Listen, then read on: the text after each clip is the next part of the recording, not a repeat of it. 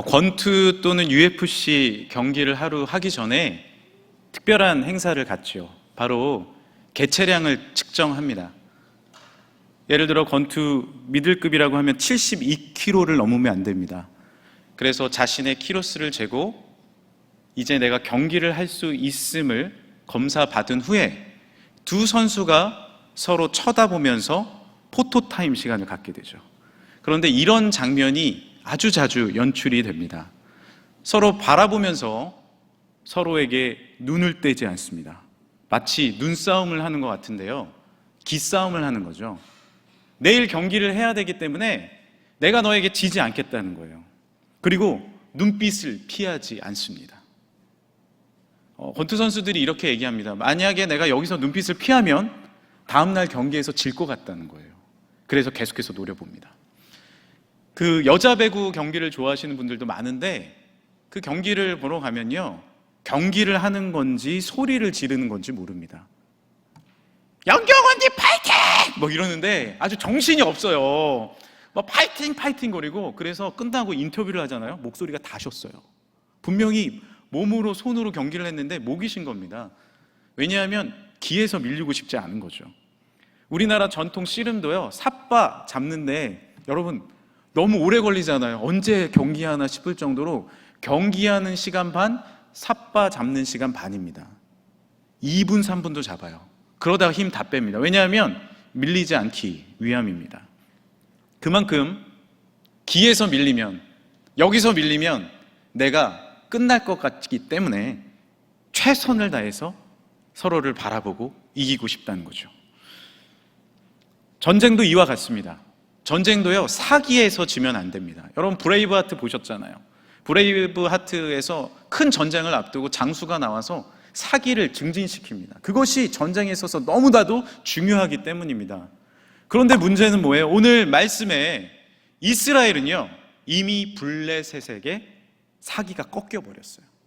기싸움에서 이미 진 겁니다. 사무엘상 17장 4절입니다. 블레셋 사람들의 진영에서 싸움을 도두는 자가 왔는데 그의 이름은 골리앗이요 가드 사람이라. 그의 키는 6규빗 한 뼘이요, 지금으로 말하면 2m 90입니다. 머리에는 노투구를 썼고 몸에는 비늘 갑옷을 입었더니 그 갑옷의 무게가 놋 5,000세겔이며 57kg. 그러니까 성인 마른 분 킬로그램을 몸에 두른 거예요. 그리고 키는 2m 90입니다. 우리 교육전사님 중에 제일 키 큰 분이 1m 87이거든요. 저는 옆에 별로 쓰고 싶지 않습니다. 왜냐면 부담이 돼. 너무 커요. 그런데 3m라니요. 2m 90. 너무 큰 거예요. 그런 골리앗이 싸움을 붙이러 나온 겁니다. 예전 헬라 지방의 싸움의 전통은요, 싸움을 붙이는 자가 먼저 나옵니다. 그리고 이야기해요. 너희 중에 나랑 싸울 자 없느냐? 너희 나하고 싸워서 못 이길걸? 하면서 상대방을 모욕하고 희롱을 합니다. 꼭 그렇게 했대요. 그러면 상대방에서 마음에 막 분이 일어나는 사람이 나와서 1대1로 결투를 하는 거예요. 마치 UFC 경기처럼. 그런데 중요한 것은 거기서 승리하는 민족이 전쟁에서 거의 이기게 된다는 거예요. 기선을 잡은 거죠. 그래서 그 당시에는 1대1로 결투를 신청해가지고 한 사람이 이기면 그 민족이 이미 경기에, 이 전쟁에서 승리한 걸로 여기고 전리품을 줬다는 거죠. 그런 전통하에 있었던 헬라의 섬쪽에 있었던 블레셋 민족이 이스라엘 쪽으로 건너온 겁니다. 이주를 한 거예요. 그러니까 이런 식으로 싸우는 겁니다. 제가 오늘 이 전쟁이 일어난 엘라 골짜기를 가본 적이 있습니다. 이 성경 사무엘상을 많이 읽었기 때문에 기대하는 마음으로 갔어요. 골짜기는 무엇입니까? 이쪽 산이 있고 반대편 산이 있습니다. 그 사이에 평야가 있죠.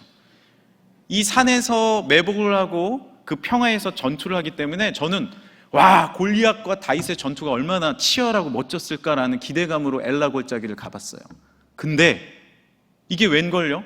너무 그 평야가 좁은 거예요. 제가 딱 보기에는 100m, 200m밖에 돼 보이지 않았어요. 무슨 말씀입니까? 거구 골리앗이, 산과 같은 골리앗이 나와서 큰 소리로 모욕하고 너희 하나님이 진짜 살아계시느냐? 너네 나와 싸우자. 너희 민족은 내 발톱에 때만도 못해. 막 모욕을 하는데 그것이 전 이스라엘 군인들이 듣고 있었다는 거죠. 성경에 보면 40일 밤낮으로 계속 모욕을 한 겁니다. 이쯤 되면 누가 나와야 되는데 골리앗이 너무 무시무시한 장수이고 전쟁에 능한 자인 것을 아니까 아무도 나오질 못한 거예요. 게다가 이스라엘은 늘 블레셋 때문에 곤란을 겪었습니다. 우리가 사무엘상을 읽었는데 그 앞에 뭐 사사기 읽거나 그러면 뭐예요? 골리앗이 이제 그때 골리앗은 등장하지 않지만 블레셋이 계속 등장하죠. 이스라엘을 괴롭히고 삼손도 블레셋하고 싸운 거 아닙니까? 계속해서 물고 늘어지는 거예요. 괴롭히는 거예요. 여러분 초등학교 1학년 때, 국민학교 1학년 때 얻어맞으면 언제까지 얻어맞아요? 6학년 때까지 얻어맞아요. 그 어린아이들은 그렇습니다. 그 처음에 얻어맞으니까 계속 블레셋에게 얻어맞는 거예요. 무서운 민족이 된 거죠. 이스라엘 백성은 이러한 상황에서 점차 두려움이 엄습해 왔습니다. 사무엘상 17장 11절 사울과 온 이스라엘이 블레셋 사람의 이 말을 듣고 놀라 크게 두려워하느니라. 그냥 두려워한 게 아니라 놀라고 크게 두려워하게 되었다는 겁니다. 우리도 삶을 살아가다 보면 이런 블레셋을 만날 때가 있어요. 이런 골리앗과 같은 두려움을 만날 때가 있습니다. 어떤 분들은 어렸을 때부터 재정적인 어려움을 당한 거예요. 그래서 넉넉해졌음에도 불구하고 돈에 관련된 문제가 딱 생기면 너무나도 불안한 거죠. 내가 트라우마가 된 거예요. 그래서 어찌할 바를 모릅니다. 그 거대한 골리앗 앞에 내가 두려워 떨게 됩니다. 제가 얼마 전 이제 한 예비 부부를 만났는데 이런 이야기를 하는 거예요. 저희 아내는요, 집을 구하는데 이런 조건으로 집을 구해요. 어떤 조건인데요? 그러니까 큰 병원이 5분, 10분 안에 있는 집을 구한다는 거예요. 제가 물어봤어요. 건강이 안 좋으세요? 그랬더니 둘 다 너무 건강하대요. 왜 그런지 아십니까? 그 부인이 될 그 여자분의 아버지가 뇌졸중이 갑자기 와서 쓰러지신 거예요. 병원에 최대한 빨리 옮겨야 되는데 그것이 자신에게 상처가 된 거예요. 그러니까 건강에 문제가 생기거나 그것이 나를 엄습해 오면 너무 힘들다는 겁니다. 골리앗 앞에 서 있는 것 같죠? 때로는 사람이 그런 골리앗처럼 느껴질 때가 있습니다. 두렵고 떨리는 거예요. 너무 가슴 아픈 것은 우리 가족의 구성원이 그런 두려움의 존재가 될 때가 있습니다. 나의 가족이, 나의 친척이 그런 블레셋과 골리앗이 되어 나를 힘들게 할 때, 나아가 막연한 두려움이 나를 엄습할 때가 있습니다. 아무 존재도 모르겠어요. 이해도 모르겠어요. 그런데 어둠이 나를 엄습해 오는 거죠. 골리앗이 나를 공격해 오는 겁니다. 막연합니다. 그러나 두렵습니다. 그것이 현대인들의 우울증과 공포증이죠. 그러나 그것도 사실 원인이 다 있습니다. 어렸을 때부터 내가 갖고 있었던 상처들, 내가 갖고 있던 스트레스와 두려움이 나에게 엄습해 올 때 그것이 나에게 골리앗으로 다가오지요. 늘 나를 누르는 블레셋과 골리앗이 있습니까? 나를 돌아보면 초라하고 어디에 어떻게 해야 할지도 모르지만 세상이 나를 누를 때, 큰 목소리로 나를 모멸할 때 나는 어찌할 바를 모르고 두려움에 떨고 있지는 않습니까? 그런데 뭐 하나 내세울 게 없어요. 다 밀리고 있는 거예요. 이스라엘 백성부터 그렇게 밀렸던 것처럼 하나부터 99까지 다 밀리고 있는 겁니다. 어찌해야 합니까? 어렸을 때 저희들은 이제 강아지를 많이 키웠잖아요. 지금은 집에서 키우지만 옛날에는 집 앞에 그 조그만 마당이 있어도 거기에 개집을 놓고 키우지 않았습니까? 제가 이제 친구 집에 놀러 가보면 모르는 사람이 오면 개들이 막 짖으면 왈왈왈 짖어요. 그 마을에서. 근데 한 집은 개가 짖지를 않고 이러고 있는 거예요. 애가 매가리가 없어. 그래가지고 얘가 왜 이럴까 했는데 이유가 있었습니다. 아버지가 술 취하고 들어오면요, 개를요, 죄송합니다, 개 패듯이 패는 거예요. 스트레스를 그 개한테 푸는 거예요. 발로 차고. 그러니까 개가 늘 무서워하는 거예요. 두려운 거예요. 여러분, 블레셋에게 계속 얻어맞고 계신가요? 큰 골리앗이 내 앞에 큰 소리 치고 있는가요? 두려워 떨고 계신 않으신가요? 이스라엘이 이런 패배의식과 두려움 가운데 휩싸였을 때 한 소년이 등장합니다. 바로 다윗이죠. 그런데 다윗은요, 제가 전쟁에 나가겠다는 거예요. 그 소년이 전쟁에 나가겠다는 거예요. 이해가 되지 않죠. 다윗은 아버지의 심부름에 따라서 형들이 군인이었거든요. 음식 갖다 주러 온 겁니다. 그런데 그 모욕을 들은 거예요. 그러니까 못 견디겠는 거예요. 내가 나가겠다는 겁니다. 어떻게 했겠습니까? 왕 사울과 이스라엘은 다윗을 뜯어 말립니다. 사무엘상 17장 33절이요. 사울이 다윗에게 이르되 내가 가서 저 블레셋 사람과 싸울 수 없으리니 너는 소년이요 그는 어려서부터 용사임이라. 야, 골리앗은 어려서부터 용사야. 엄청난 용사야. 용맹해. 엄청 싸움을 잘해. 그런데 너는 소년이잖아. 한번 비교해 볼까요? 신체 조건을 한번 볼까요? 골리앗은 2m 90입니다. 다윗은 소년이라고 되어 있어요. 갑옷을 입어도 어울리지 않았다고 되어 있습니다. 아마 170도 안 되고 160 이하였을 거예요. 소년입니다. 아마 몸무게는 3배 이상 차이 났겠죠. 유치원생과 성인과 같습니다. 전쟁의 경험을 볼까요? 다윗은 어려서부터 용사가 아니에요. 목동입니다. 물론 들짐승들과 싸웠지만 이거는 전쟁하고는 완전히 다른 거예요. 뭐 칼을 써봤겠습니까? 활을 써봤겠습니까? 물맷돌밖에 없는 거예요. 그러나 골리앗은 수많은 전쟁의 경험이 있습니다. 상대방의 사람들을 피 흘리기까지 잔혹성이 있는 사람입니다. 장비의 차이를 볼까요? 그는 노투구를 썼고요. 골리앗은 57kg의 전신 갑옷, 정강이 보호대, 거대한 창과 방패를 갖고 있고 완전 무장을 한 상태입니다. 게다가 그런 완전 무장을 하고도 자유자재로 전쟁을 할 수 있는 용사였습니다. 다윗에게는 고작 물맷돌 5개 갖고 와가지고 전쟁하겠다는 거예요. 뜯어 말려야죠. 안 됩니다. 하나부터 99까지 다 밀리는 겁니다. 객관적으로 봤을 때 어느 것 하나 블레셋과 결투할 수 없어요. 골리앗과 이길 수 없어요. 그런데 그는 자신감이 있습니다. 근자감이라고 들어보셨습니까? 요즘 젊은이들이 근자감이라는 표현을 씁니다. 근거 없는 자신감. 이런 것도 좀 배우셔야 돼요. 예, 이거 무슨 말이야? 이러면서 근거 없는 자신감. 사람들에게는 다윗이 근자감 갖고 있다고 생각했겠죠. 그러나 그의 자신감에는 근거가 있었습니다. 사무엘상 17장 36절 주의 종이 사자와 곰도 쳤은즉 살아계시는 하나님의 군대를 모욕하는 이 할례 받지 아니한 블레셋 사람이리이까 그가 그 짐승의 하나와 같이 되리이다. 또 다윗이 이르되 여호와께서 나를 사자의 발톱과 곰의 발톱에서 건져내셨은즉 나를 이 블레셋 사람의 손에서도 건져내시리이다. 사울이 다윗에게 이르되 가라 여호와께서 너와 함께 계시기를 원하노라. 할렐루야. 사울왕이 이때까지만 해도 좀 괜찮았어요. 나중에는 완전히 하나님 멀어졌지만 이때까지만 해도 괜찮았어요. 그런데 다윗에게 뭐가 있는 거예요? 무슨 근거가 있는 거예요? 다른 것 다 밀렸는데 영적으로 밀리지 않는 겁니다. 할렐루야. 하나님의 능력을 바라보고 있는 거예요. 아니 놀라운 그 안에 자신감과 믿음이 있는 거예요. 저 사람은요 들짐승이라는 겁니다. 내가 들에서 만난 야생 동물들과 똑같다는 거예요. 왜? 하나님을 어떻게 모욕하냐? 하나님의 군대를 어떻게 모욕하냐? 이 전쟁은 이미 끝났다는 겁니다. 믿음으로 선포하고 나아가고 있는 거예요. 왕에게도 이렇게 얘기해요. 우리가 읽지 않았지만 아까 봉독하면서 읽었죠? 왕이시여 낙심하지 마세요. 소년이라도 이런 소년이 있어요. 믿음으로 말하는 소년이 있어요. 그때 하나님께서 분명히 일하실 줄 믿습니다.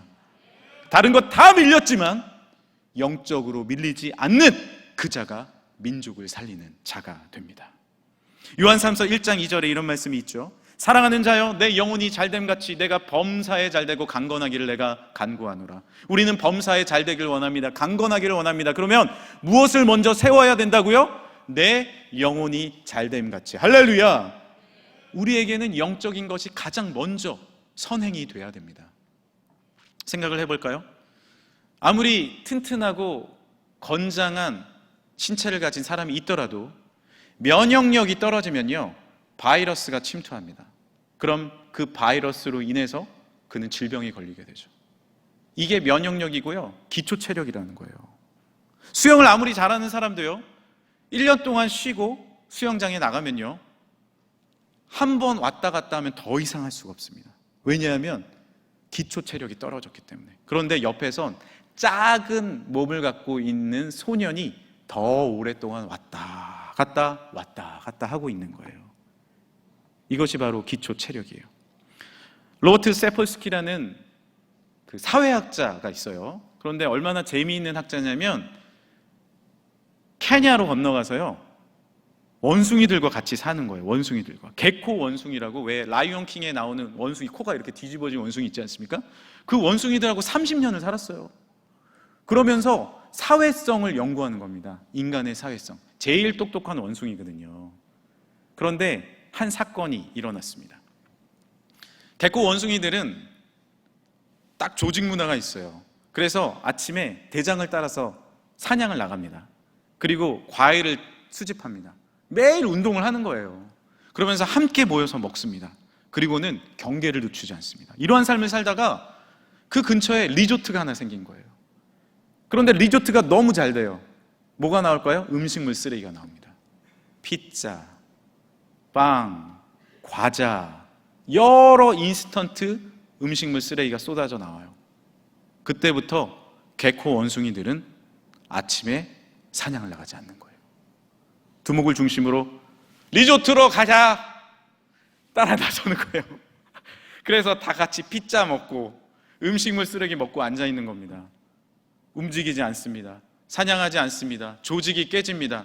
그리고요, 어떤 문제가 생겼는지 아십니까? 고혈압, 당뇨, 암, 혈관 질환, 성인병이 생긴 거예요. 원숭이들이. 왜요? 아침에 일어나는 야성을 잃었기 때문에 그렇습니다. 기초가 무너진 겁니다. 물론 우리는 원숭이가 아닙니다. 그러나 하나님을 닮은 영적인 존재입니다. 할렐루야! 우리의 진정한 기초는 뭐예요? 물론 우리도 육체가 건강해야 돼요. 우리가 사회성도 갖고 있어야 됩니다. 근데 그보다 더 근본은 뭐냐고요? 바로 영적인 존재라는 거죠. 모든 것 다 갖고 있어도 영적인 것을 잃어버렸을 때 우리는 하나님의 형상을 잃어버리는 그런 삶을 살아가게 됩니다. 다윗과 이스라엘 백성들은 모든 것 하나하나 밀리는 것 같았어요. 객관적으로 생각하면 다 갖고 있는 것이 밀리는 것 같았습니다. 그러나 한 가지 붙잡은 거예요. 작은 소년이 하나님의 말씀과 영적인 것 붙잡고 믿음으로 나간 겁니다. 그때 놀라운 변화가 일어납니다. 할렐루야! 사무엘상 17장 45절에 다윗이 블레셋 사람에게 이르되 너는 칼과 단창으로 내게 나아오거니와 나는 만군의 여호와의 이름 네가 모욕하는 이스라엘 군대 하나님의 이름으로 내게 나아가노라. 할렐루야! 저는 이때 이미 승리했다라고 생각합니다. 분명합니다. 믿음의 고백을 할 때 이미 승리한 거예요. 뒤에는 여러분 드라마 볼 것도 없어요. 여기까지 읽고 끄셔도 돼요. 왜냐고요? 이미 승리했기 때문에. 할렐루야! 주님을 바라보는 영적 믿음이 있으시길 간절히 소망합니다. 여러분의 승리는 어디에 있습니까? 영적인 것에 승부를 걸 때 모든 것을 다 넘어서는 은혜를 주실 줄 믿습니다. 그 신혼부부가 와서 또 이야기를 계속 하는 거예요. 남편이 얘기합니다. 목사님, 저는요 아내에게 밀리고 싶지 않아요. 결혼하면 기싸움을 한다고 하는데 어떻게 하면 밀리지 않을까요? 라고 물어보는 거예요. 그래서 제가 이렇게 대답을 해줬습니다. 제가 보아하니 이미 다 밀리셨습니다. 순종하며 사세요. 아멘 할렐루야 하며 순종하며 또 아내의 말씀에 그렇게 사시길 바랍니다. 이러니까 목사님 이러는 거예요. 근데 사실 결혼해서 밀리고 당기고 그게 뭐가 있습니까? 그렇지 않습니까? 서로 사랑하고 이해하고 용서하고 할렐루야! 그렇게 살아가는 것이 가정이죠. 근데 제가 이 얘기는 해줬습니다. 그런데요, 다른 것 다 밀려도 영적으로 밀리지 마요. 아내가 기도하지 않을 때 더 기도하세요. 그리고 남편이 하나님의 말씀대로 서 있지 못하면 영적인 조언을 하십시오. 누가 하나 오늘 교회 못 가겠어 하면 교회 데리고 나오세요. 그게 밀리지 않는 거예요. 그랬을 때 우리의 가정은 하나님의 사랑으로 진정한 승리로 풍성해집니다. 할렐루야! 그래야 돼요. 그래서 저도 저희 집에서 저희 아내랑 지낼 때 때로는 누가 밥을 차릴래? 대부분 아내가 차리죠. 근데 때로는 제가 또 차릴 때도 있고 도와줄 때가 있고 그렇게 잘 지내고 있습니다. 그런데 어쩔 때는 제가 너무 밀리는 것 같아요. 그럼 제가 이 방법을 씁니다. 잠깐 이리 와 보세요. 머리에 손을 얹어요. 주여, 이 시간에 기도합니다. 안수해 버리는 거예요. 제가 목사니까. 무릎 꿇으세요. 주여, 정신을 차리게 하여 주옵소서. 여러분, 억울하시면 목사 안수 받으시길 바랍니다. 네. 근데 이제 이거는 제가 농담으로 하는 거고, 중요한 건 뭐예요? 부부 사이에 이런 게 있는 거예요. 목사님, 저한테 그래요. 기도하셔야죠. 기도하셔야죠. 그럼 제가 밀린 거예요. 그건 밀린 거 맞습니다. 인정합니다, 제가. 그리고 제가 어쩔 때는 여러 취미생활 뭐 하시는데 말씀 취미생활이 사라지셨네요. 제가 민 거예요. 이건 민 거예요. 이거는 건강한 밀고 당김입니다. 할렐루야. 영적으로 서로 조언을 해주고 밀고 당겨요. 이건 맞는 거예요. 왜 저희 가정에 이런 문화가 생겼는지 아십니까? 17년 전입니다. 17년 전에 이제 결혼을 하고 두 아이가 태어났어요. 그리고 잘 지내고 있는데 아무래도 이제 육아가 힘들지 않습니까? 아내도 스트레스도 있고, 뭐 저도 전임 사역을 시작한 지 얼마 안 됐기 때문에 너무 바빴어요. 아이를 봐줄 새도 없어요. 그리고 양가의 부모님 다 목사님이시니까, 그때 현역에 다 계셨으니까 도와주실 수가 없는 거예요. 아내는 일도 하고 있었죠. 육아를 해야죠. 너무 몸이 안 좋아지고 있었습니다. 근데 더 문제는요, 저희가 영적으로 밀리고 있었다는 거예요. 송구영신 예배가 됐는데 아내도 스트레스가 너무 많으니까 막 불만을 이야기하는 거예요. 그 당시입니다. 밖에서 우리 아내를 아마 아시는 분들은 여기 어딘가에 있는 것 같은데, 아시는 분들은 아시겠지만 싹싹하고 너무 잘해요. 그런데 밖에서 받는 스트레스를 누구에게 풀었을까요? 좀 그랬습니다. 그래서 제가 하나님 앞에 언제나 감사하고 기뻐해야 되는데 우리를 좀 변화시켜 주세요 라고 기도했는데, 좀 안 아프게 좀 기도를 했어야 되는데 건강으로 하나님께서 우리에게 다가오신 거예요. 송구영신 예배를 가야 되는데 아내가 너무 힘들다는, 이 아이들을 안고 송구영신 예배 갈 수도 없고 너무 힘들다는 거예요. 그래서 제가 뭐라 그랬는지 아십니까? 가지 마세요. 가지 마. 그러니까 아내도 안 간다고. 영적으로 우리가 밀리고 있는 거예요. 밀리고 있는 거예요. 제가 그때 교육자였어요. 그때도 교육자였어요. 그런데 그런 대화를 하고 나서려고 하는데 갑자기 아내가 객혈을 시작하기 시작하는 거예요. 피를 토합니다. 막 피를 토하는데 제가 옆에서 보는데 대야로 한 바가지를 받을 정도였어요. 너무 많이 피를 토하는 거예요. 그래서 병원을 갔죠. 병원을 갔더니 이런저런 검사를 하더니 보호자만 들어오라는 거예요. 보호자만. 그래서 제가 들어갔습니다. 그러니까 이런 얘기를 합니다. 지금 급성 결핵이 왔는데 폐에 결핵균이 있는 것 같은데 문제는 피를 너무 많이 토한다는 겁니다. 오늘 내일이 위기입니다. 그러는 거예요. 그래서 제가 물어봤죠. 위기라니요? 그러니까 오늘 내일 사망하실 가능성이 있어요. 이러는 거예요. 제가 너무 깜짝 놀랐죠. 그 젊은 나이에. 아니, 하나님, 제가 열심히 지내고 하나님 의지했는데 이게 무슨 일입니까? 그래서 두 아이를 안고 막 검사 받고 그랬습니다. 이제 부모님이 다음날 오시고, 결핵이기 때문에 가족들이 다 검사를 맡아야 돼요. 저도 엑스레이 찍고 검사를 맡았는데 또 들어오라는 거예요. 도저히 그만 좀 들어오라 그러지 왜 자꾸 들어오라 그러는지. 제가 갔더니 저한테 이렇게 얘기해요. 저한테 선생님이라고 부르시더라고요. 선생님, 검사를 해봤는데 선생님 왼쪽 가슴에 이만한 종양이 보입니다. 아니, 아내 말고 저요? 네. 종양이라뇨? 악성 종양이면 암입니다. 이러는 거예요. 그래서 제가 하루아침에 이렇게 되는구나. 그리고 아내는 격리가 됐고 뭐 약을 엄청 먹고 주사를 맞고 떼굴떼굴 구르고 있었더라고요. 전화해 보니까.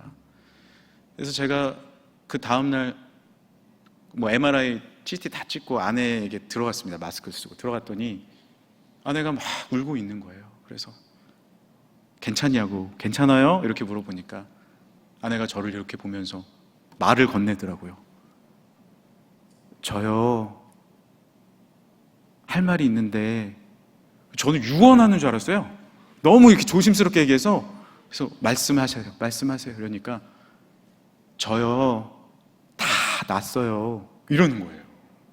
그래서 제가 할렐루야, 의사 선생님이 이제 균 없어요? 없대요? 없어? 이러니까 아니, 저분이 낫대요. 하나님이. 할렐루야? 근데요, 교역자인 저는 못 믿겠더라고요. 믿음이 약해. 아니, 의사 선생님이 한 말도 아니고 갑자기 무슨 뜬구름없이 아침에 자고 일어나니까 낫다니 무슨 말을 한가 이러 싶어요. 근데 믿음이 귀하잖아요. 아멘, 믿어요. 그래, 낫을 거예요, 낫을 거예요 하고 딱 나오는데 제 마음이 편치 않은 거예요. 물론 하나님 낫을 거라는 믿음이 있지만, 작은 믿음이 있지만, 제가 또 뭐예요? 지금 종양이 있어요. 종양이 말을 못 하겠더라고요. 저는 이미 비련의 여주인공이 다 됐습니다. 우리 아이 큰애는 할머니 댁에, 작은 애는 외갓집에 이렇게 보내야 되나? 의사 선생님이 또 들어오래요. 이제 검사 결과 말해주는 거죠. 지금 아내분 아직 위험하고, 위험하고, 그리고 선생님 검사 다 마치셨는데 선생님 왼쪽 가슴에 종양으로 보이는 그 종양은 젖꼭지로 판명이 됐습니다. 저도 이런 경우는 처음이라 학회에 보고할 예정이고, 선생님의 왼쪽 가슴에 젖꼭지에 있는 칼슘 양이 상당히 많습니다.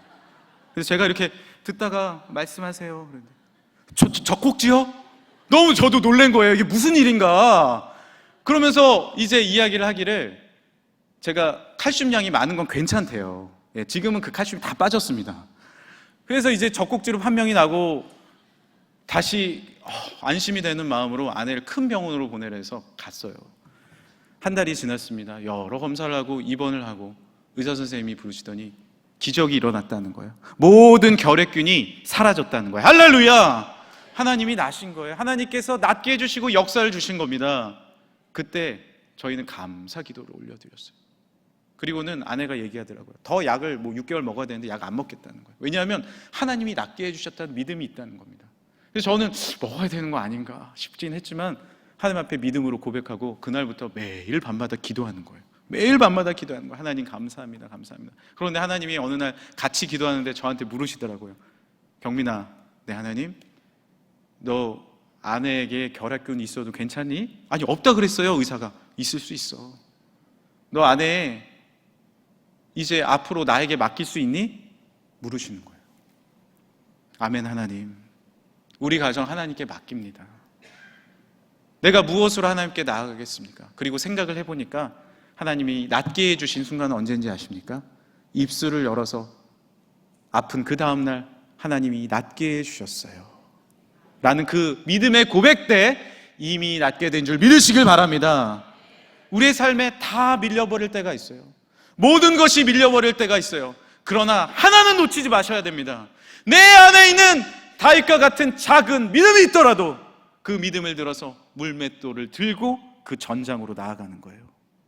사무엘상 17장 47절입니다. 또 여호와의 구원하심이 칼과 창에 있지 아니함을 이 무리에게 알게 하리라. 전쟁은 여호와께 속한 것인즉 그가 너희를 우리 손에 넘기시리라. 할렐루야. 블레셋 사람이 일어나 다윗에게로 마주 가까이 올 때 다윗이 블레셋 사람을 향하여 빨리 달리매 손을 주머니에 놓고 돌을 가지고 물매로 던져서 블레셋 사람의 이마를 치매 그의 이마에 박히니 땅에 엎드려지느니라. 할렐루야. 다윗이 가신 것은 물맷돌밖에 없었어요. 작은 물맷돌입니다. 그러나 그것은 믿음의 물맷돌이었어요. 그것을 들고 주님 앞에 선 겁니다. 거구가 그 앞에 서 있어요.